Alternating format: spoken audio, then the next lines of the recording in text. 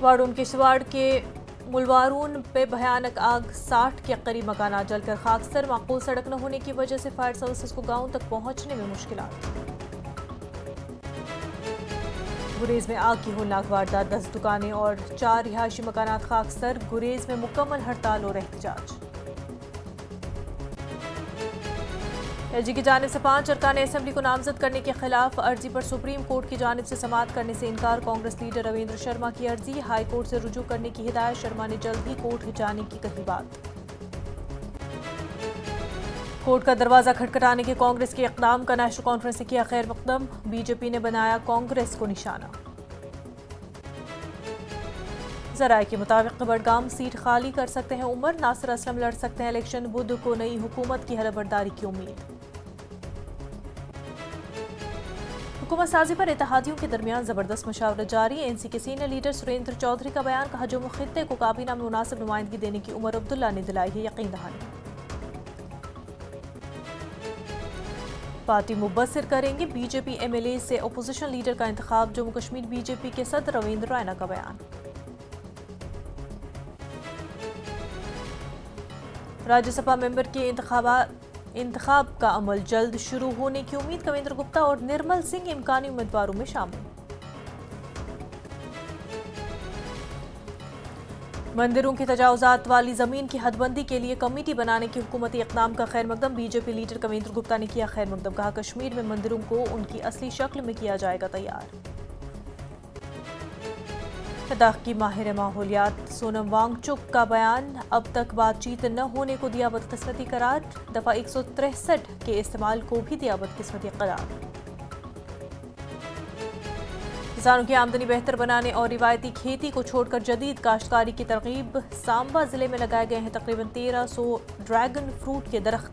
20 किसान मुंसलिक, 200 किसानों को जोड़ने का हदफ। पतंजलि गोनाइल पवित्र गौमूत्र, अर्क एवं एंटीबैक्टीरियल जड़ी बूटियों से निर्मित।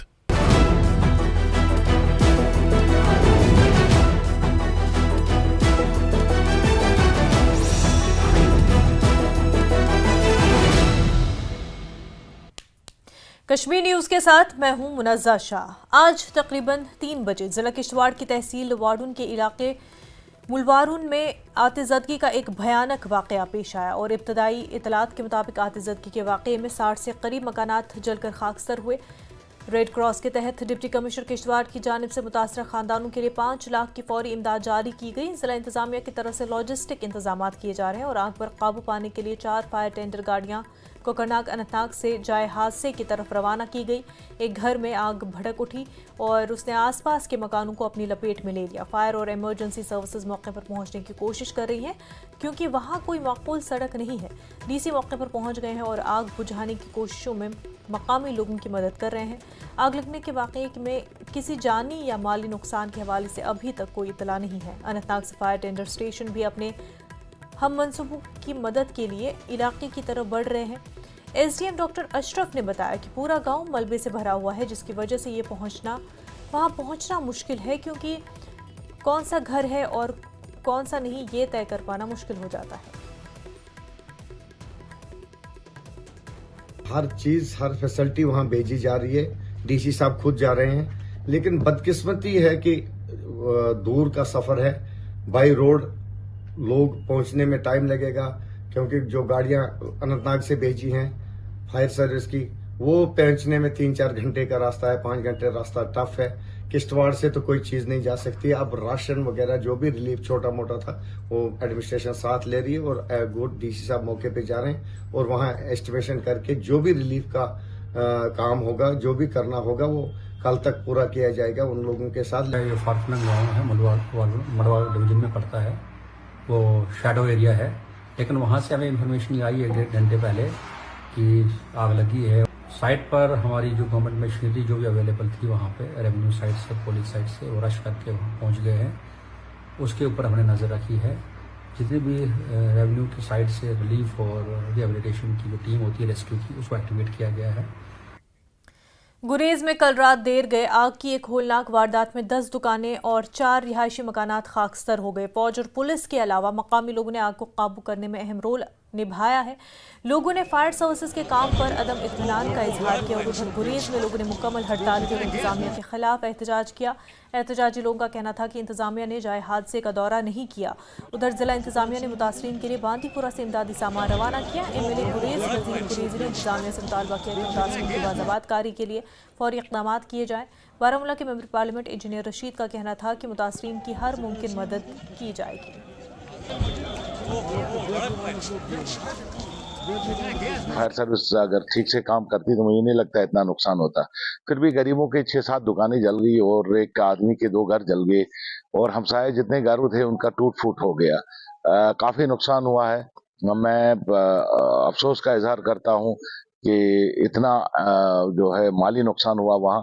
और जहां तक सवाल है उनकी बाज़ाबातकारी का, तो मैंने कल ही एडिशनल DC साहब से बात की और आज वो चले गए गुरेज, कुछ रेड क्रॉस से कोई सामान लेके और कुछ पैसा लेके। और मुझे उम्मीद है कि मैंने अभी DC साहब से बात की तो DC साहब से मैंने गुजारिश की जो रिलीफ है वो फौरी तौर उन तक पहुंचा दिया जाए। बहुत ही अनफॉर्चुनेट वारदात थी। मैं बिल्कुल वहाँ उस वक्त वहीं साथ ही किसी बस्ती में था, तो हम भी वहाँ पे गए। तो बेसिकली वहाँ प्रॉब्लम है कि स्टाफ की कमी है। फायर सर्विस वालों के पास उन्होंने मुझे बताया गया कि 2 गाड़ियां हैं जो ये फायर एक्सटिंग्विशर जो आग बुझाने वाली 2 गाड़ियां हैं, लेकिन ड्राइवर एक है। नॉर्मली ड्राइवर अगर 2 होते, गाड़ी एक होती तो बात समझ में आती। मशीनरी भी खराब थी। तो हमने अभी DC साहब से भी गुजारिश की और DG फायर सर्विस से भी गुजारिश करेंगे कि आप उनकी भरपूर मावनत भी करें और आगे के लिए भी देख लें कि वहां पर फार फलंग एरिया है, उन्हें चाहिए कि बख्तूर में भी कम से कम एक गाड़ी रखी जाए। मैंने LG ऑफिस से भी मैटर टेक अप किया है, डिविजनल कमिश्नर साहब से भी कल शाम को बात की और उसके अलावा जितना हमसे हो सकेगा हम उनकी मावनत करेंगे। NC के जराये का कहना है कि उमर अब्दुल्ला गालिबन गांदरबल सीट बरकरार रखेंगे और बडगाम सीट खाली कर सकते हैं। पार्टी लीडर नासिर असलम वानी बडगाम सीट से इंतखाब लड़ सकते हैं। उधर उमर अब्दुल्ला की क़यादत वाली मखलूत हुकूमत मुमकिन तौर पर बुध को हलफ उठाएगी। हुकूमत साजी को लेकर NC, कांग्रेस और आज़ाद उम्मीदवारों के दरमियान ज़बरदस्त मशावरत जारी है। मुख्तलिफ हल्कों में ये चर्चा है कि नौशहरा से NC MLA सुरेंद्र चौधरी, छम से आज़ाद उम्मीदवार सतीश शर्मा, नूराबाद से NC MLA सकीना ए, तो पांपोर से NC MLA हसनैन मसूदी, हजरतबल से NC MLA सलमान सागर, त्रार शरीफ से NC MLA Abdur Rahim rather, Gulmarg से NC MLA फारूक शाह, कांग्रेस सदर तारिक हमीद कर्रा को उमर की क़यादत वाली काबीना में शामिल किया जा सकता है।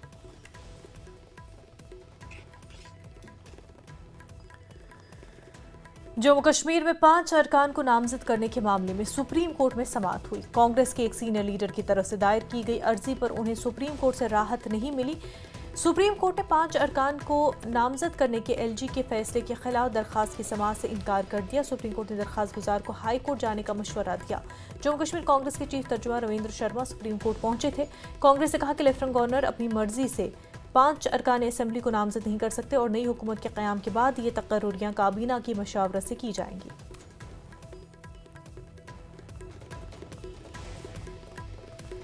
कांग्रेस के चीफ तर्जुमा रविंद्र शर्मा ने अपनी दरखास्त पर हिदायत देने के लिए सुप्रीम कोर्ट का शुक्रिया अदा किया। शर्मा ने कहा कि सुप्रीम कोर्ट ने उन्हें इस मसले पर जम्मू कश्मीर हाई कोर्ट से रुजू करने को कहा और बहुत जल्द वो इंसाफ के हुसूल के लिए हाई कोर्ट से रुजू करेंगे। 5 नॉमिनेटेड MLA की प्रक्रिया शुरू हो गई थी, अभी गिनती नहीं हुई थी। फौरी तौर के बाद भाजपा ने दावा पेश करना शुरू कर दिया कि 5 MLA हम नॉमिनेट करके 6 से गिनती शुरू करेंगे और हम सरकार बनाएंगे। चाहे 90 का चुनाव हुआ 95 से गिनती करवाएंगे। और एक पब्लिक इम्पोर्टेंस का मामला उसमें था कि कौन नामजद कर सकता है, कैसे होना चाहिए, क्या नई चुनी हुई सरकार के मशवरे के बगैर होना चाहिए, जायज़ है। उस वक्त हमने ये मामला उठाया, प्रेस कॉन्फ्रेंस भी की और मैंने अपनी इंडिविजुअल हैसियत में फिर माननीय सुप्रीम कोर्ट में ये पिटीशन दायर की कि क्या ये जायज़ है कि 90 के चुनाव होगा और 95 की गिनती होगी, चुनाव से पहले ही वो फैसला करेंगे, और क्या नई चुनी हुई सरकार के मशवरे के बगैर ये करना जायज़ है। ये सारे कानूनी पहलू जो है वो उसमें थे और डॉक्टर अभिषेक सिंघवी जी आज उसमें पेश हुए। आज सुप्रीम कोर्ट ने टेकअप हुआ मैटर और उन्होंने कोई फैसला सुनाए बगैर कहा कि पहले जम्मू कश्मीर हाई कोर्ट इस पर फैसला करे, क्योंकि कई मामलों में हाई कोर्ट के बगैर प्रॉब्लम्स होती हैं। उन्होंने कहा कि हमको लिबर्टी दी है, राइट दिया है कि हम जम्मू कश्मीर हाई कोर्ट में ये मामला एजिटेट करें।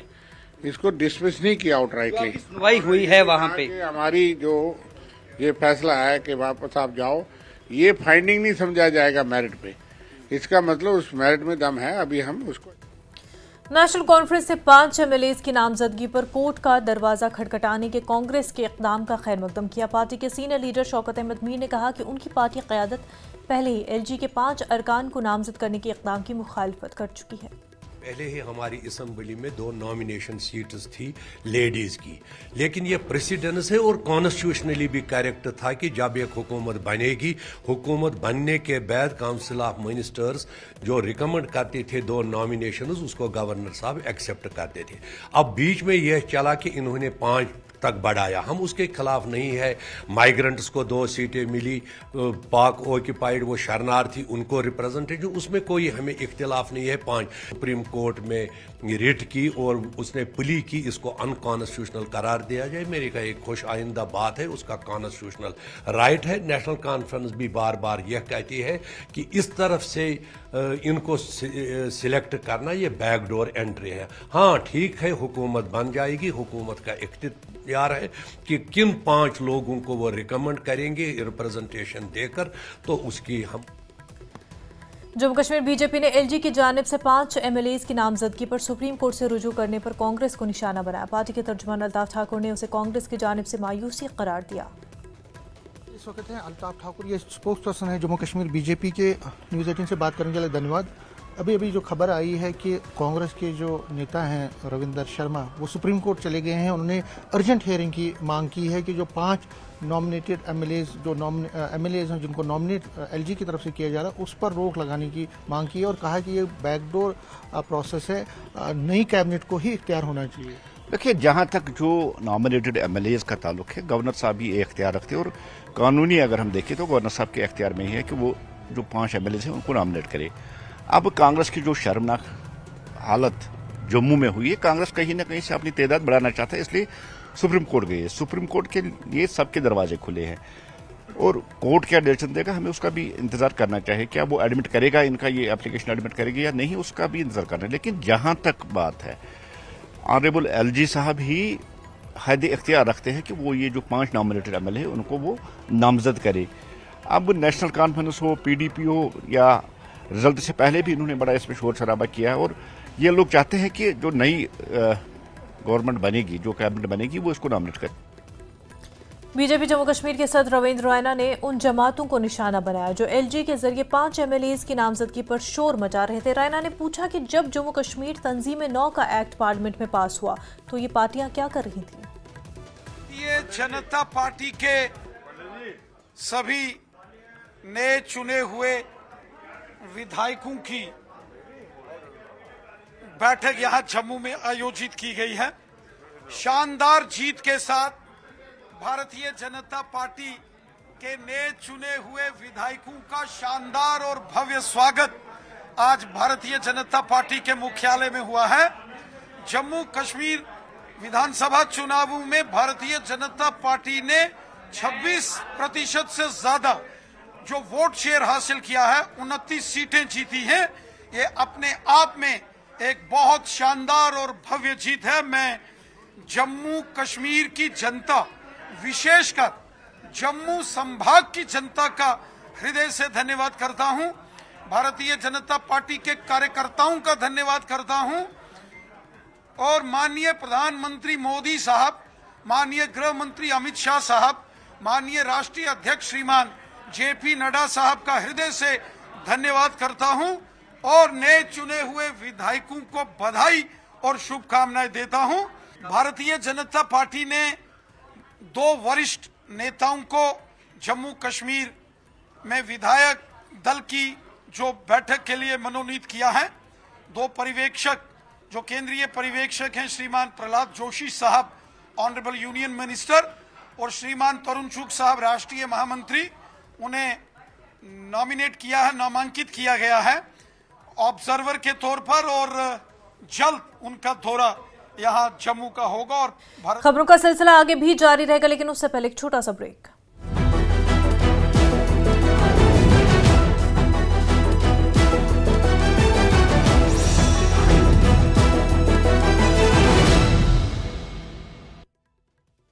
गोल्डी मसाला शपथ ग्रहण समारोह से पहले कार्यवाहक सीएम नायब सिंह सैनी ने की गुवाहाटी में प्रसिद्ध शक्तिपीठ मां कामाख्या देवी की पूजा अर्चना। बीजेपी दफ्तर में बीजेपी नेताओं से की मुलाकात। पंचकुला के सेक्टर 5 स्थित शालीमार ग्राउंड में होगा हरियाणा की नई सरकार का शपथ ग्रहण समारोह। पहले पंचकुला के परेड ग्राउंड में लेनी थी शपथ। 17 अक्टूबर को होगा शपथ समारोह। हरियाणा में विधायक दल की बैठक के लिए बीजेपी ने की पर्यवेक्षकों की घोषणा। गृहमंत्री अमित शाह के साथ मध्य प्रदेश के सीएम मोहन यादव बनाए गए पर्यवेक्षक। 16 अक्टूबर को चंडीगढ़ में बीजेपी विधायक दल की होगी बैठक। जम्मू कश्मीर से 5 साल बाद हटा राष्ट्रपति शासन। जम्मू कश्मीर के लिए राष्ट्रपति ने आदेश किए जारी। अब नई सरकार के गठन का रास्ता साफ। बहादुरगढ़ में जूता फैक्ट्री में लगी भीषण आग। लाखों का सामान जलकर खाक। अभी तक आग पर काबू पाने की कोशिश जारी।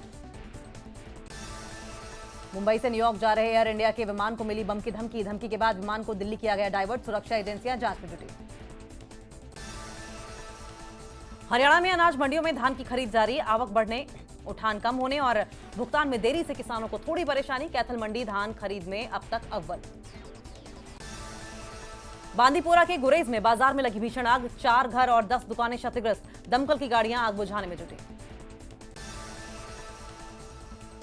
कांग्रेस प्रदेश प्रभारी दीपक बाबरिया ने विधानसभा चुनाव में हार के बाद इस्तीफे की पेशकश। दीपक बाबरिया ने खराब तबीयत का दिया हवाला। हरियाणा के नतीजों पर कांग्रेस सांसद कुमारी शैलजा का बयान। कहा, हरियाणा के नतीजों ने कार्यकर्ताओं को निराश किया। कमियों की जा रही है समीक्षा।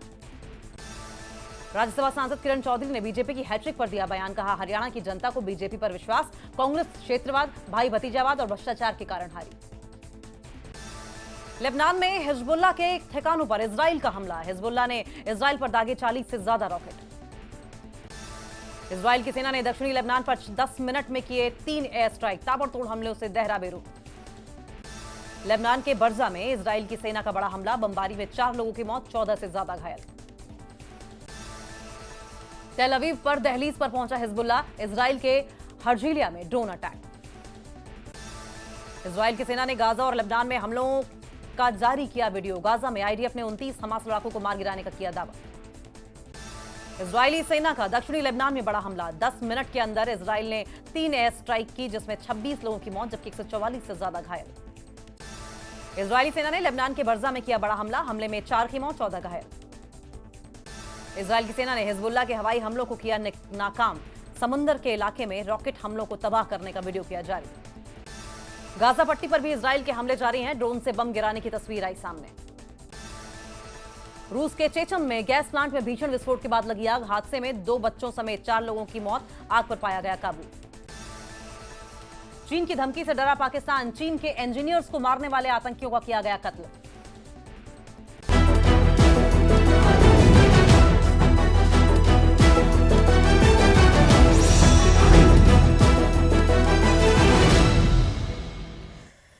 ब्रेक के बाद आपका खैर मकदम। एनसी के सीनियर लीडर और नौशहरा से मेंबर असेंबली सुरेंद्र चौधरी ने कहा कि हुकूमत साजी पर इत्तेहादियों के दरमियान जबरदस्त मशवरत जारी है। उन्होंने कहा कि डॉक्टर फारूक अब्दुल्ला और उमर अब्दुल्ला दोनों ही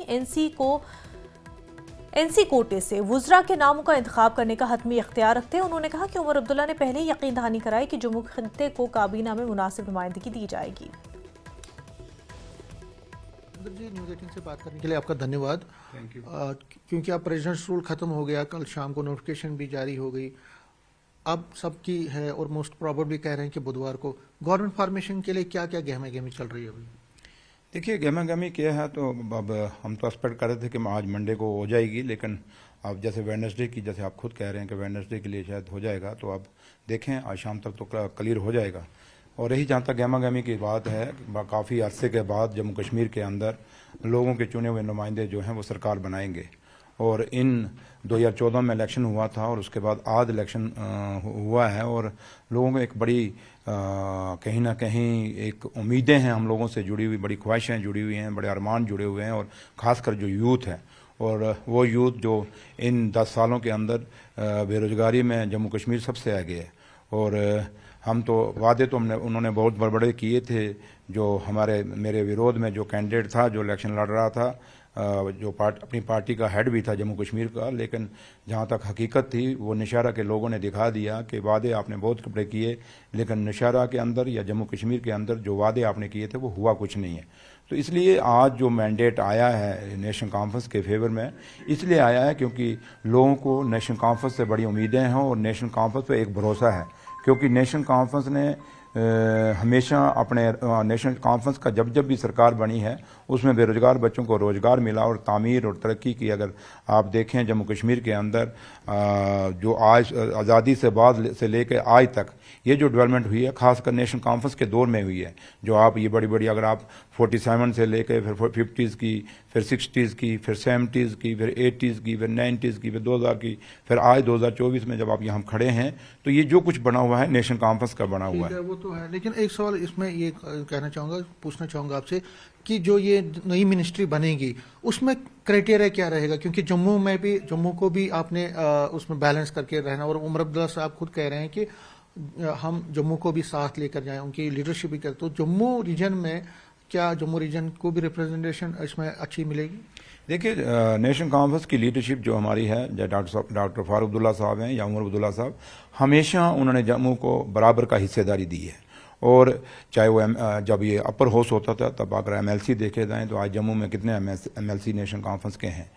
अगर वाइस चेयरमैन की देखी जाए तो कितने वाइस चेयरमैन बनाए, जहाँ तक कैबिनेट का ताल्लुक है कितने मिनिस्टर उन्होंने मौके दिए। तो इसलिए नेशनल कॉन्फ्रेंस को ये सवाल जो है हमें इसकी ज़रूरत ही नहीं कि हमसे पूछा जाए, क्योंकि नेशनल कॉन्फ्रेंस ने हमेशा आज तो लद्दाख, पहले तो 3 खित्ते होते थे, लद्दाख हमारे साथ होता था, आज लद्दाख अलग है, लेकिन जम्मू और कश्मीर दोनों को बराबर लेके चलें। और आज भी आपने जब बात की हुई, जब लोगों ने भी बात की, मीटिंग भी हुई, उसमें भी उन्होंने कहा कि भाई हमने दोनों खित्तों को बराबर लेके चलना है। इस वक्त एक बड़ी खबर सामने आ रही है। नई हुकूमत की हलफबरदारी तकरीब 16 अक्टूबर को होगी। उमर अब्दुल्ला ने ये जानकारी दी है। कहा लेफ्टिनेंट गवर्नर के प्रिंसिपल सेक्रेटरी से खत मिला है, सुबह 11:30 बजे हलफबरदारी तकरीब होगी। तो काफी अहम खबर आपको हुकूमत साजी के हवाले से बता रहे हैं। नई हुकूमत की हलफबरदारी तकरीब 16 अक्टूबर को होगी। उमर अब्दुल्ला ने ट्वीट कर ये जानकारी दी है। उन्होंने कहा कि लेफ्टिनेंट गवर्नर के प्रिंसिपल सेक्रेटरी से उन्हें खत मिला है, 16 अक्टूबर को सुबह 11:30 बजे हलफबरदारी तकरीब होगी। जम्मू कश्मीर को अब सरकार मिलने जा रही है और नई हुकूमत की हलफबरदारी तकरीब 16 अक्टूबर को होगी। ये जानकारी उमर अब्दुल्ला ने सोशल मीडिया प्लेटफॉर्म एक्स पर दी। उन्होंने लिखा लेफ्टिनेंट गवर्नर के प्रिंसिपल सेक्रेटरी से खत मिला, 16 अक्टूबर सुबह 11:30 बजे हलफबरदारी तकरीब होगी।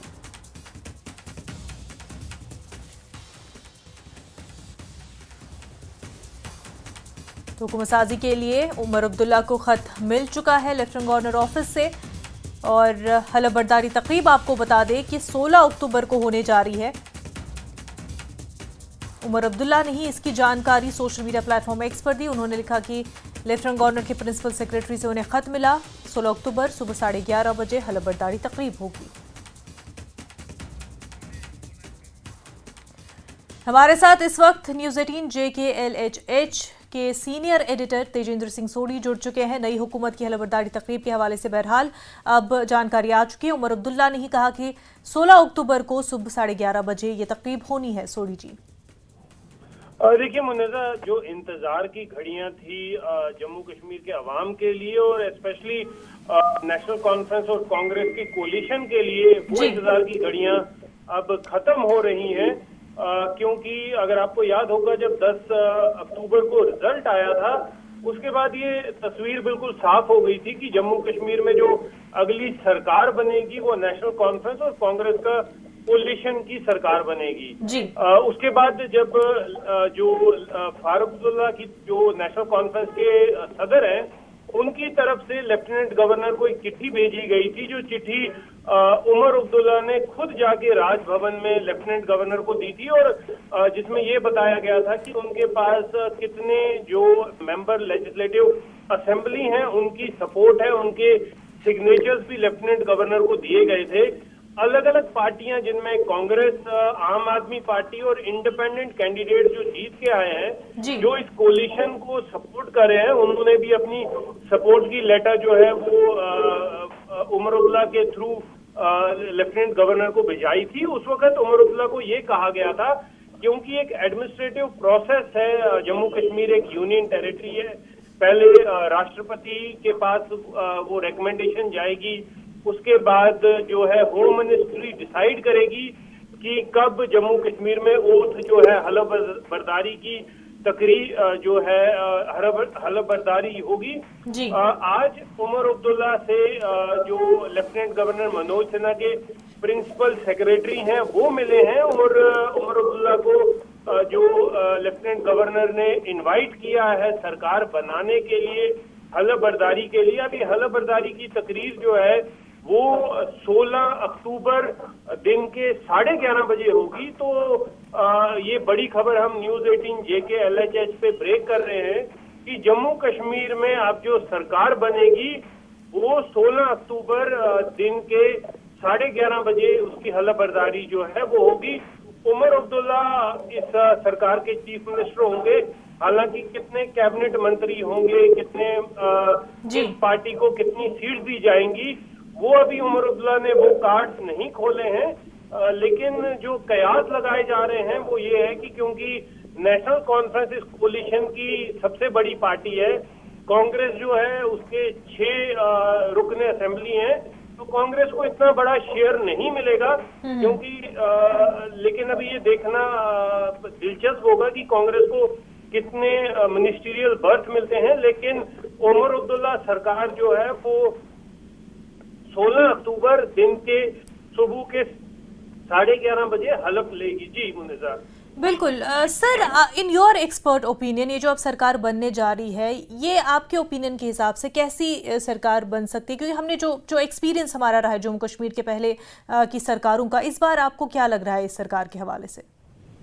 देखिए मुनिजा, इस सरकार के लिए जो सबसे बड़ा चैलेंज रहेगा वो ये रहेगा कि इक्विटेबल डिस्ट्रीब्यूशन जम्मू के साथ कैसे की जाए, क्योंकि नेशनल कॉन्फ्रेंस और कांग्रेस जो कोलिशन पार्टनर हैं उनके जितने भी रुकन जीत के आए हैं वो कश्मीर घाटी से हैं, और जो चिनाब वैली या जो आपका पीर पंचाल एरिया है, लेकिन जो हिंदू मेजॉरिटी बेल्ट है जिनमें आपका जम्मू, सांबा, उधमपुर, कठुआ, वहां पर नेशनल कॉन्फ्रेंस और कांग्रेस को इतनी ज्यादा सीटें नहीं मिली हैं। तो सबसे बड़ा जो चैलेंज रहेगा इस आने वाली सरकार के लिए वो रीजनल बैलेंस बनाना रहेगा, ताकि दोनों रीजन्स को, Kashmir valley as well as जो जम्मू रीजन है, दोनों के साथ बैलेंस बनाया जाए। लेकिन हालांकि नेशनल कॉन्फ्रेंस ने इस बारे में कोशिश की है, कई इंडिपेंडेंट कैंडिडेट जो हैं उन्होंने नेशनल कॉन्फ्रेंस को सपोर्ट एक्सटेंड की है जो जम्मू रीजन से जीते हैं। क्या उन्हें मिनिस्टीरियल बर्थ जो है वो मिलेगा, वो देखना काफी दिलचस्प रहेगा। मुनिजा, पहले तो जैसे मैंने आपको बताया कि इक्विटेबल डिस्ट्रीब्यूशन जम्मू के साथ जो भेदभाव का जो शुरू से इल्जाम लगा है, क्या उमर अब्दुल्ला की गवर्नमेंट उस इल्जाम को जो है खारिज कर पाएगी? क्या उस जो दोनों रीजन्स को बराबर शेयर मिलेगा?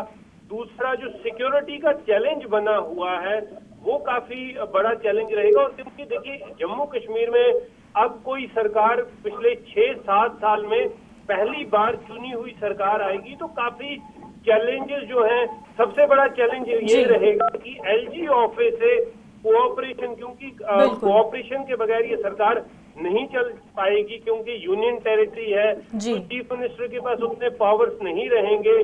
LG जो लेफ्टिनेंट गवर्नर है उनके पास इख्तियारात रहेंगे किसी भी बिल को रिजेक्ट करने का, किसी भी ऑर्डर को रिजेक्ट करने का। तो उमर अब्दुल्ला के लिए, इस सरकार के लिए काफी चैलेंजेस रहेंगे। बिल्कुल, हालांकि सोडी जी, क्योंकि उमर अब्दुल्ला ने जिस तरह के अब वो बयान दे रहे हैं उसमें वो कॉपरेशन की ज़रूर बात कर रहे हैं सेंट्रल गवर्नमेंट से भी और LG से भी, तो ये एक मैसेज जो उमर अब्दुल्ला की तरफ से दिया भी जा रहा है कि वो चाहते हैं कि एक स्मूथ गवर्नेंस हो, सेंटर के साथ भी राब्ता स्मूथली हो और LG के साथ भी। बहरहाल तेजेंद्र सिंह सोडी, बेहद शुक्रिया आपका हमारे साथ बात करने के लिए। खबरों का सिलसिला आगे भी जारी रहेगा, लेकिन उससे पहले एक छोटा सा ब्रेक।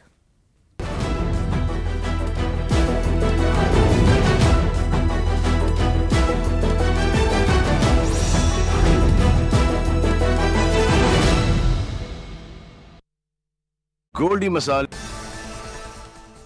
शपथ ग्रहण समारोह से पहले कार्यवाहक सीएम नायब सिंह सैनी ने की गुवाहाटी में प्रसिद्ध शक्तिपीठ मां कामाख्या देवी की पूजा अर्चना। बीजेपी दफ्तर में बीजेपी नेताओं से की मुलाकात। पंचकुला के सेक्टर 5 स्थित शालीमार ग्राउंड में होगा हरियाणा की नई सरकार का शपथ ग्रहण समारोह। पहले पंचकुला के परेड ग्राउंड में लेनी थी शपथ। 17 अक्टूबर को होगा शपथ समारोह। हरियाणा में विधायक दल की बैठक के लिए बीजेपी ने की पर्यवेक्षकों की घोषणा। गृहमंत्री अमित शाह के साथ मध्य प्रदेश के सीएम मोहन यादव बनाए गए पर्यवेक्षक। 16 अक्टूबर को चंडीगढ़ में बीजेपी विधायक दल की होगी बैठक। जम्मू कश्मीर से 5 साल बाद हटा राष्ट्रपति शासन। जम्मू कश्मीर के लिए राष्ट्रपति ने आदेश किए जारी। अब नई सरकार के गठन का रास्ता साफ। बहादुरगढ़ में जूता फैक्ट्री में लगी भीषण आग। लाखों का सामान जलकर खाक। अभी तक आग पर काबू पाने की कोशिश जारी। मुंबई से न्यूयॉर्क जा रहे एयर इंडिया के विमान को मिली बम की धमकी। धमकी के बाद विमान को दिल्ली किया गया डाइवर्ट। सुरक्षा एजेंसियां जांच में जुटी।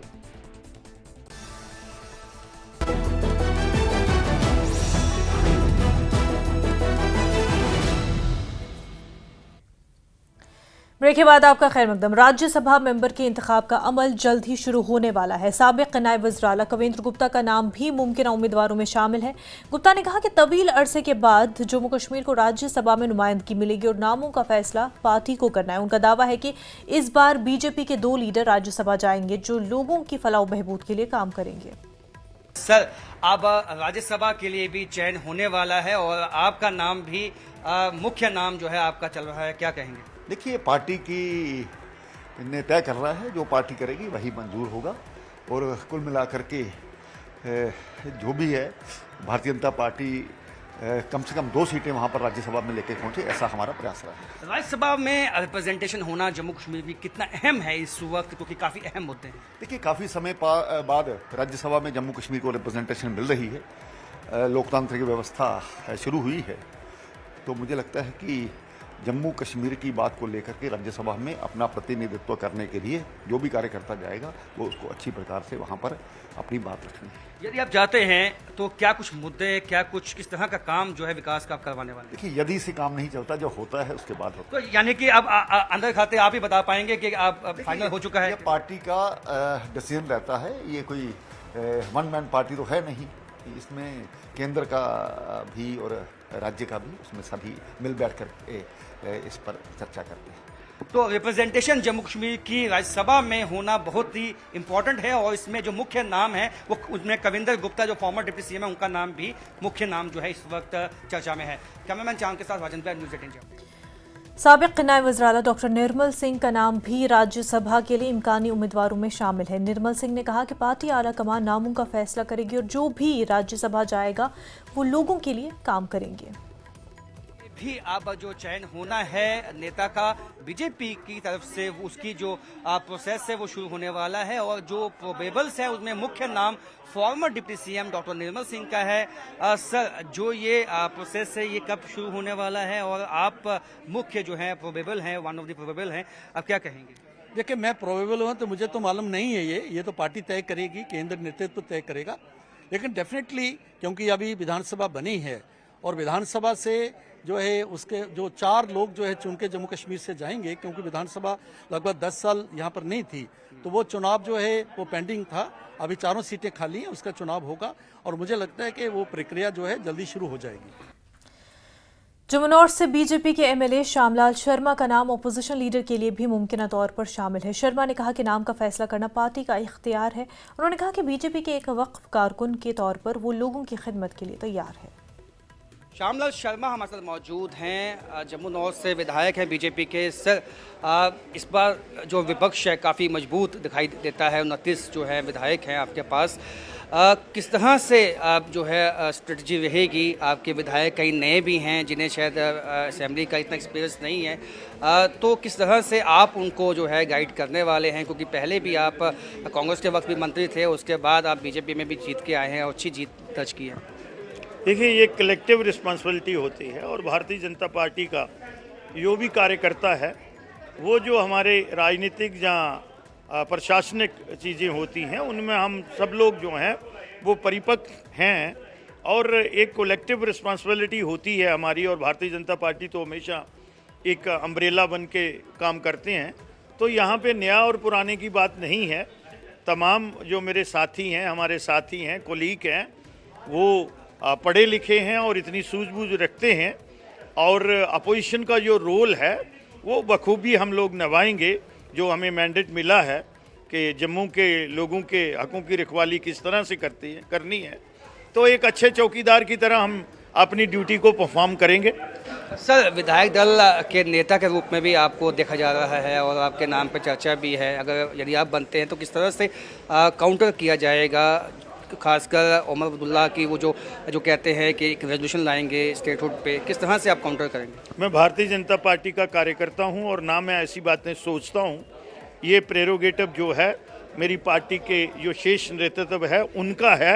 मैं तो भारतीय जनता पार्टी का कार्यकर्ता बनके मुझे बड़ा मज़ा आता है काम करने में। क्योंकि आप एक्सपीरियंस्ड हैं और पहले भी आप जो है तमाम पार्टियों को नज़दीकी से जो है आपने काम भी किया है और जानते हैं उनकी स्ट्रेटजी किस तरह की रहती है, तो आपको लगता है कि आपका एक्सपीरियंस काम आ सकता है? देखिए, यहाँ तक आप स्ट्रेटजी की बात करते हैं, वो on the floor of the house कुछ ऐसी चीज़ें होती हैं और कुछ ऐसे डिज़ाइन भी होते हैं इन पार्टियों की जो है माइंड सेट है, खासकर नेशनल कॉन्फ्रेंस का। ये वैली बेस्ड जो पार्टी है जिसका वजूद 1931 में एज ए मुस्लिम कॉन्फ्रेंस हुआ था, तो वो कहीं ना कहीं शरारत करने की कोशिश करेंगे। लेकिन मुझे लगता है कि हमारे साथी और हम सब एक्स्ट्रा कॉन्शियस रह के जम्मू के और राष्ट्र के हित की जो है वो रखवाली करने के लिए हम सक्षम हैं। बहुत बहुत शुक्रिया। तो राष्ट्र हित में जो एंटी नेशनल फोर्सेस हैं, अगर कोई ऐसी बातें होती हैं तो उनको काउंटर करने के लिए जो नेतृत्व है और खासकर जो बीजेपी के विधायक हैं वो सक्षम है, ऐसा कहना है श्यामलाल शर्मा का। कैमरामैन चांद के साथ राजद बैग, न्यूज़ 18 जम्मू। लद्दाख के माहौर-ए-माहौलियात सोनम वांगचुक गुज़िश्ता 9 दिनों से मुसलसल अनशन पर है। सोनम ने अब तक बातचीत न होने को बदकिस्मती करार देते हुए कहा कि अगर 28 दिन की भूख हड़ताल के दौरान उनकी जान चली जाती है और लद्दाख को फ़ायदा होता है तो इसके लिए तैयार है। सोनम वांगचुक ने दफ़ा 163 के इस्तेमाल को बदकिस्मती करार दिया। जी, हम इसे दुर्भाग्यपूर्ण समझते हैं क्योंकि मुझे नहीं पता था कि भारत में एक लोकतंत्र, वो भी दुनिया के सबसे बड़े लोकतंत्र में, लोग मौन व्रत पर भी यहाँ नई दिल्ली में नहीं रह सकते, ऐसा नहीं मालूम था मुझे। मैं तो समझता था कि लोकतंत्र की बहाली सिर्फ जम्मू कश्मीर और लद्दाख में ज़रूरत है। यहाँ जब पुलिस ने व्रत पर मौन बैठे लोगों को ज़बरदस्ती पकड़ के ले गए और डिटेन किया, तो कारण हमें ये बताया कि यहाँ पर धारा 163 जो कि पहले दफ़ा 144 होती थी वो लगा है। अब ये धारा 144 बहुत विशेष परिस्थितियों के लिए बनी है, वरना हमारा संविधान हमें आज़ादी देती है, बोलने की आज़ादी, घूमने की आज़ादी, freedom of expression and movement. तो इसको कभी कभी सस्पेंड करते हैं जब रीजनेबल ग्राउंड फॉर वायलेंस, ऐसे उपद्रव होने के डर हों। जिस तरह से लद्दाख के साथ व्यवहार कर रहे हैं, इस जैसे 150 लोग पैदल चलकर दिल्ली आते हैं मगर 10 मिनट की समय नहीं दी जाती है, 1 महीना चलकर आते हैं आखिरी नागरिक आखिरी सीमा से। तो इससे लद्दाख के लोगों के भावनाओं को ठेस पहुंचेगी और इससे उनका जो जज्बा है वो कम होगा और ये बहुत ख़तरनाक हो सकता है कभी भी कोई भी संघर्ष हो। मैं ये नहीं कहता हूँ कि उनकी देशभक्ति बाकी देश से कम हो जाएगी, मुझे तो डर ये है कि बाकी देश के बराबर हो जाएगी। आप समझ रहे हैं, वो शायद उस उत्साह से युद्ध भूमि में न जाएं जिस तरह से वो जाते रहे हैं, बिना वर्दी बिना तनख्वाह के सैनिकों को रसद पहुंचाते, घर से खाना पका कर ले जाते, जख्मियों को नीचे लाते, उसमें कमी आ सकती है। मेरा यूथ कांग्रेस के सदर उदय भानु जब सोनम वांगचुक की हिमायत के लिए लद्दाख भवन पहुंचे, उदय भानु ने कहा कि लद्दाख के लोगों के मुतालबात जायज़ है। उन्होंने कहा कि जम्मू कश्मीर को रियासत का दर्जा मिलना चाहिए। पहले भी कुछ एमएलए अपॉइंट होते थे जम्मू कश्मीर में, 2 महिला फीमेल एमएलए थे, लेकिन वो अपॉइंटमेंट जो है, जो सरकार चुनी हुई, लोगों की चुनी हुई सरकार, कोई डिक्टेटरशिप वाली नहीं, उनको राइट मिलता था। अभी एलजी साहब जो यूपी से आए हैं बीजेपी के कहने पे और जम्मू कश्मीर में एमएलए अपॉइंट कर रहे हैं, तो ये तो अपने आप में एक डेमोक्रेसी के ऊपर मजाक है। सुप्रीम कोर्ट ने बोला, हम रिस्पेक्ट करते हैं, लेकिन वो सुप्रीम कोर्ट ने भी तभी बोला है क्योंकि जम्मू कश्मीर का जो अभी स्ट्रक्चर बना दिया गया है, यूटी बनाकर एलजी रूल और जो नए रूल्स बना दिए हैं, वो अपने आप ही डेमोक्रेसी को खत्म करने की और कमजोर करने की बात है। तो जब तक हमें कंप्लीट स्टेटहुड नहीं मिल जाता, तब तक ऐसी चीजें मुझे लगता है और ऐसा धोखा जम्मू कश्मीर के लोगों के साथ होता रहेगा। एक अलमनाक वाक़ये में एक 8 साल बच्ची जोबिया गुलजार दख्तर गुलजार अहमद नाइकू साकिना बेगपुरा अवंतीपुरा आवारा कुत्तों के हमले में शदीद जख्मी हो गई। उसको फौरी तिबी इमदाद के लिए प्राइमरी हेल्थ सेंटर अवंतीपुरा मुंतकिल किया गया, जहां वो जख्मों की ताब न लाते हुए चल बसी। इलाके में बच्ची की मौत की खबर फैलती कोहराम मच गया।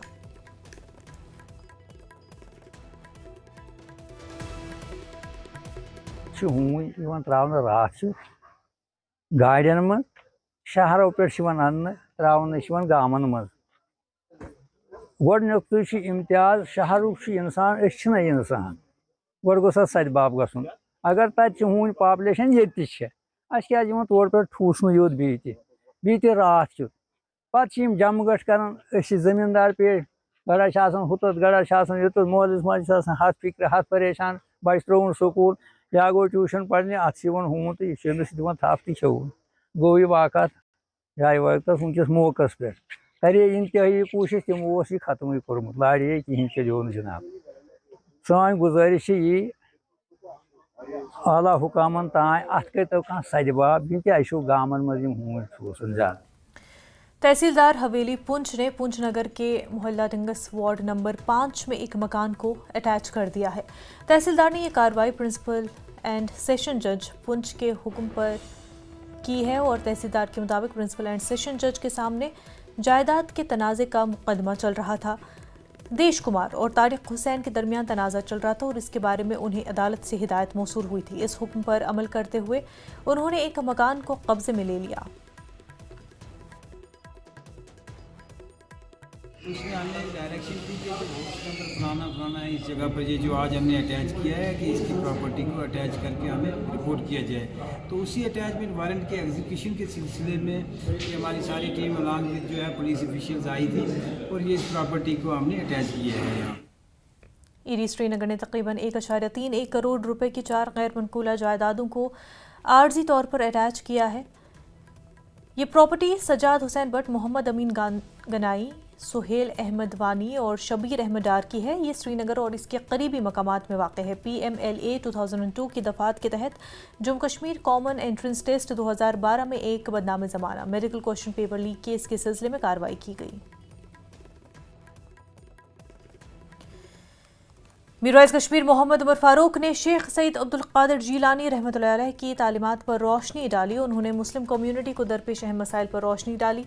मीरवाइज ने वक्फ हुकूक के तहफ़्फ़ुज़ का मुतालबा किया और रिवायती मुतवल्लियों की बहाली पर भी जोर दिया। आलमी मुल्क की सतह पर मुसलमानों को दरपेश चैलेंजों पर तशवीश का इजहार करते हुए मीरवाइज ने फ़लस्तीन की संगीन सूरत हाल मसाइब के बारे में बात की। वक्फ तरमीमी बिल पर मीरवाइज ने कहा कि मुसलमान इस पर गहरी नज़र रखे हुए हैं और वक्फ को कमज़ोर करने या मुस्लिम कम्युनिटी को बेइख्तियार बनाने की किसी भी कोशिश की मज़ाहमत की जाएगी। वक्फ बिल आमुज पार्लियामेंटस मज वक्फ ति खेन वन यह कर हवाल ये तो ताम ने अत पे कदम तुलो सारी जमा गो यह मामल अकिस फर्द सुंद कह मामल तमाम इस्लामी शिनाख्तुक सन दिल परेशान हेको न खामोश रूजित कह कि हिंदुस्तानस मज अगर मुसलमानन पे जुल्म गस कतिस कालस करन जामिया बंद कतिस कालस करन कुलुफ कतिस कालस थवन गरन मन नजर बंद दुहई है कि नहीं मामला चलित के।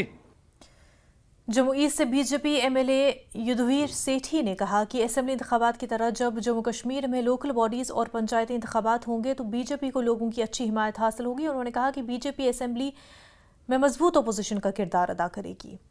युद्धवीर सेठी बीजेपी विधायक जम्मू ईस्ट से युद्धवीर जी, आज सब विधायक इकट्ठे हुए और बहुत बड़ी जीत है। 26% जो है वोट बीजेपी ने लिया है। कितनी बड़ी आप समझते हैं कि ये एक अहम पल है बीजेपी के लिए, क्योंकि अब तक का सबसे अच्छा परफॉर्मेंस बीजेपी ने दिया?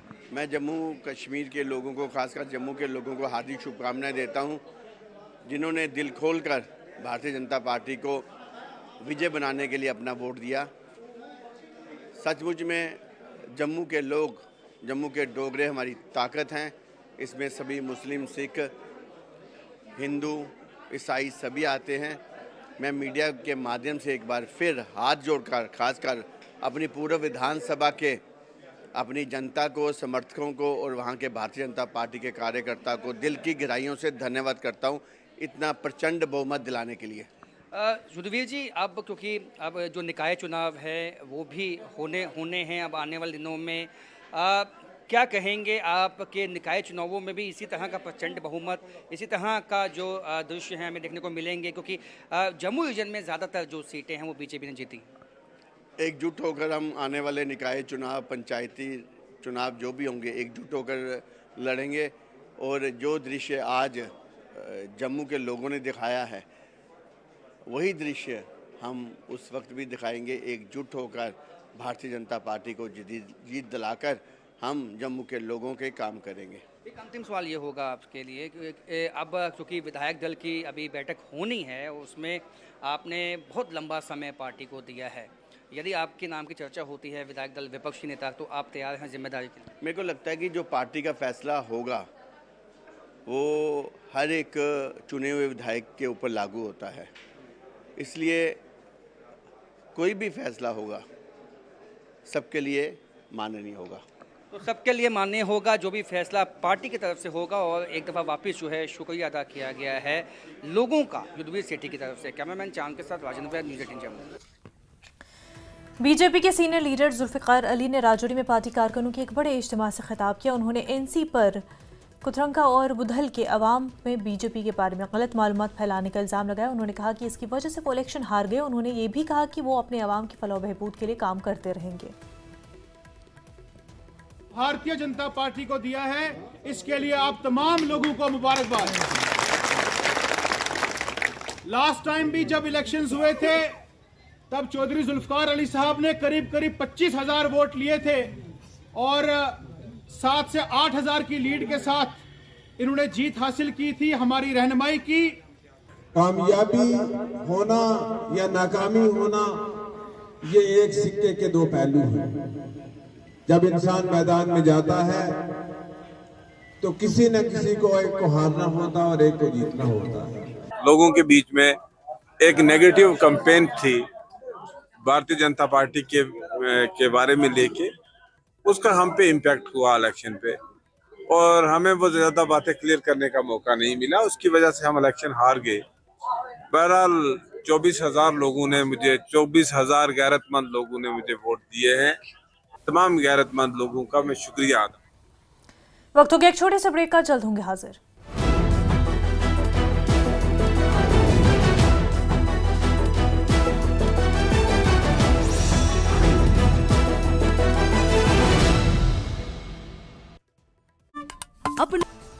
हरियाणा के नतीजों पर कांग्रेस सांसद कुमारी शैलजा का बयान। कहा, हरियाणा के नतीजों ने कार्यकर्ताओं को निराश किया, कमियों की जा रही है समीक्षा।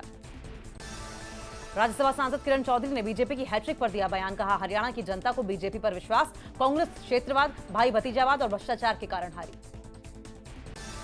लेबनान में हिजबुल्लाह के ठिकानों पर इजराइल का हमला। हिजबुल्लाह ने इजराइल पर दागे 40 से ज्यादा रॉकेट। इजराइल की सेना ने दक्षिणी लेबनान पर 10 मिनट में किए 3 एयर स्ट्राइक। ताबड़तोड़ हमलों से दहरा बेरूत। लेबनान के बर्जा में इजराइल की सेना का बड़ा हमला। बमबारी में 4 लोगों की मौत, 14 से ज्यादा घायल। तेल अवीव पर दहलीज पर पहुंचा हिजबुल्लाह। इजराइल के हर्जिलिया में ड्रोन अटैक। इजराइल की सेना ने गाजा और लेबनान में हमलों का जारी किया वीडियो। गाजा में आईडीएफ ने 29 हमास लड़ाकों को मार गिराने का किया दावा। इजरायली सेना का दक्षिणी लेबनान में बड़ा हमला। 10 मिनट के अंदर इजराइल ने 3 एयर स्ट्राइक की, जिसमें 26 लोगों की मौत जबकि 144 से ज्यादा घायल। इजरायली सेना ने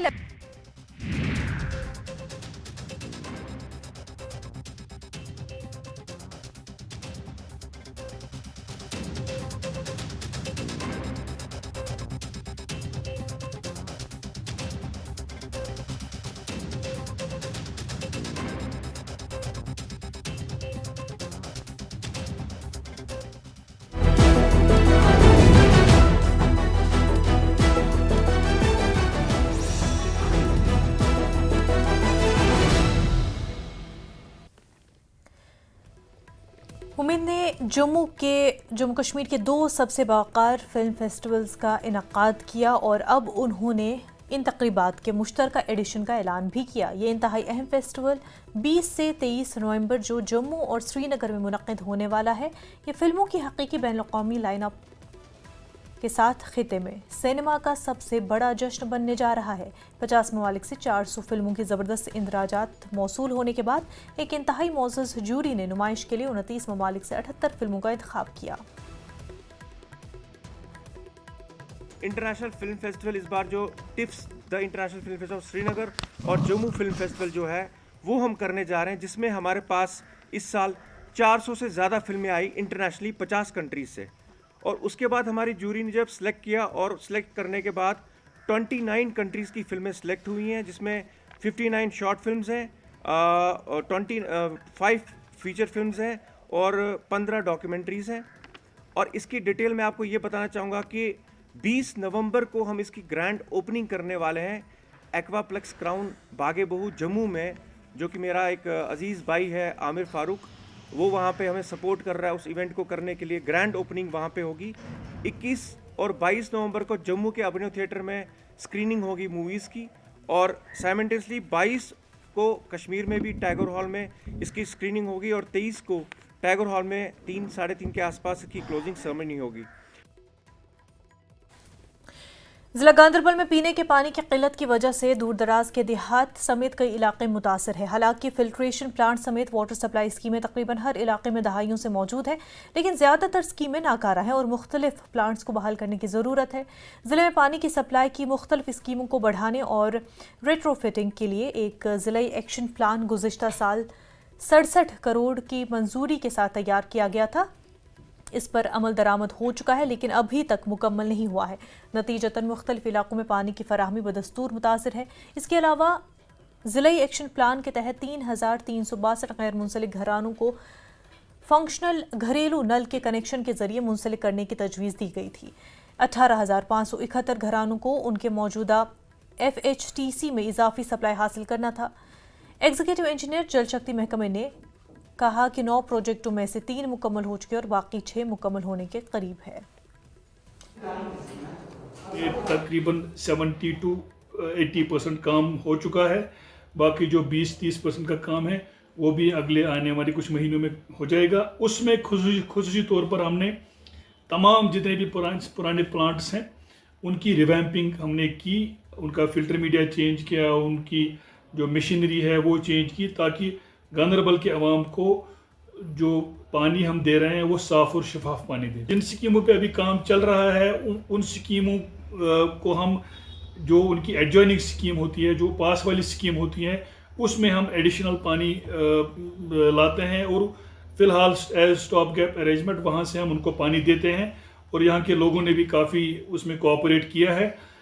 जैसे ही हम जो स्कीम हम कंप्लीट करते जाते हैं उसको हम इमीडिएटली कमीशन करके लोगों के लिए दस्तयाब, लोगों की सहूलियत के लिए हम दस्तयाब कर देते हैं।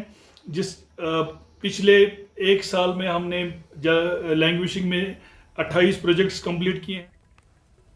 सांबा जिले के किसानों की आमदनी को बेहतर बनाने और रिवायती खेती को छोड़कर जदीद काश्तकारी को अपनाने की तरकीब देने के लिए महकमे बागबानी जम्मू ने सांबा जिले में तकरीबन 1300 ड्रैगन फ्रूट के दरख्त लगाए हैं। उन्हें 3 मुख्तलिफ इलाकों में लगाया गया। Director horticulture department Jammu Chamanlal Sharma ने कहा कि अब जिले के किसानों को बाहर की रियासतों से ड्रैगन फ्रूट के दरख्त खरीदने की ज़रूरत नहीं है। अब वो महकमे से ही ड्रैगन फ्रूट के दरख्त सांबा से सस्ते दामों में खरीद सकेंगे और अच्छी पैदावार दे सकेंगे। उन्होंने कहा कि सांबा जिले के तकरीबन 20 किसान इस काश्तकारी से वाबस्ता है और महकमे ने 200 किसानों को इस खेती से जोड़ने का हदफ मुकर्रर किया है।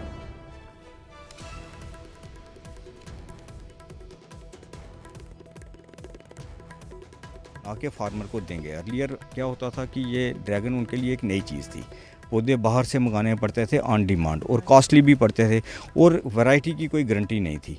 यहाँ पे एस्टेब्लिश करके वैरायटी फार्मर फ्रूट देखेगा, वो वैरायटी एस्टेब्लिश होगी कि रेड फ्लश्ड वैरायटी है, एक येलो वैरायटी करके है, डिफरेंट जो वैरायटीज़ हैं, तो उसको वो सीइंग इज़ बिलीविंग करके जब उसको पता लगेगा ये वैरायटी इसी वैरायटी के पौधे मिल रहे हैं तो वो एक मोटिवेशनल फैक्टर लेके जाएगा, तो वो अपने खेत में वो लगा सकता है। कल को उसकी इकॉनमी अच्छी हो सकती है। इन बिटवीन वो वेजिटेबल्स लगा सकता है। आपने देखा यहाँ आपने ड्रैगन का हमने आपने विज़िट किया, आपने देखा हमने बीच में कितना उसमें फासला रखा हुआ है। इन बिटवीन वो स्ट्रॉबेरी लगा सकता है, कैश क्रॉप, कोई वेजिटेबल्स लगा सकता है।